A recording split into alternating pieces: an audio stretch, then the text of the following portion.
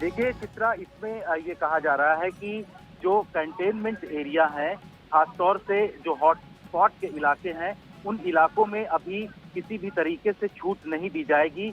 Night curfew की भी बात कही गई है। साथ ही ये भी कहा जा रहा है कि जो वैसे इलाके खासतौर से जो मेट्रो से जुड़ते हैं, उन इलाकों में भी अभी किसी भी तरीके की सर्विसेज नहीं चलेंगे। स्कूल, कॉलेज और एजुकेशनल ट्रेनिंग इंस्टीट्यूट, इसके अलावा जो कोचिंग इंस्टीट्यूट हैं, उनमें भी किसी भी तरीके की गतिविधि अभी नहीं चलेगी।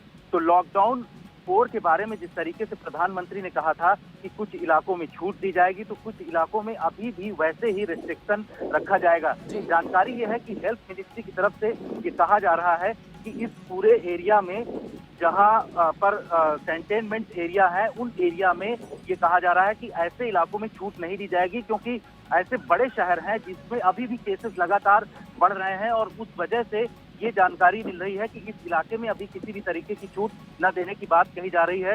होटल्स, रेस्टोरेंट और जो हॉस्पिटैलिटी सर्विसेज हैं, उसमें भी अभी यही बात कही जा रही है कि इस जगहों पर छूट न दी जाए, क्योंकि गैदरिंग ज्यादा हो सकती है, सोशल डिस्टेंसिंग का पालन लोग नहीं करेंगे। तो इस बात को लेकर के इस गाइडलाइन में पूरी विस्तृत जानकारी दी गई है।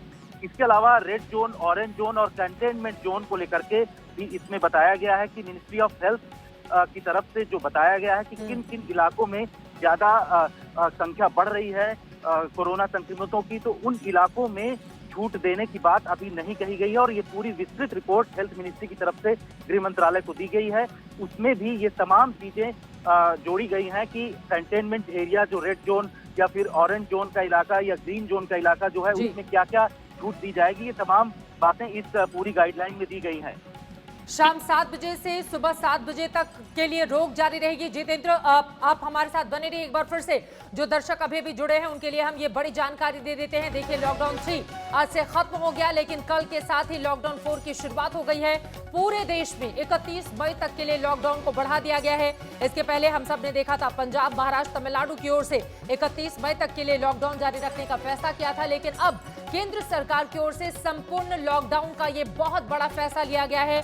इस तरह से कुल मिलाकर 68 दिनों का ये लॉकडाउन जो कि 31 तारीख को खत्म होगा और उसके बाद हालात को देखते हुए आगे के इंतजाम किए जाएंगे। लेकिन जितेंद्र, जो सबसे बड़ी जानकारी दे रहे हैं, घरेलू अंतर्राष्ट्रीय उड़ानों को इजाजत नहीं होगी। आपको बता दें, इसको लेकर जिस तरह से ट्रेनों को रियायतों के साथ खोले जाने की बात कही गई थी, माना जा रहा था कि फ्लाइट्स में भी इस तरह की रियायत दी जा सकती है, लेकिन पूरी तरह से स्पष्ट कर दिया गया है कि घरेलू और अंतर्राष्ट्रीय उड़ानों को इजाजत नहीं मिलेगी, यानी कि ये उड़ानें अभी संभव नहीं हो पाएंगी। 31 मई तक के लिए लॉकडाउन बढ़ा दिया गया है।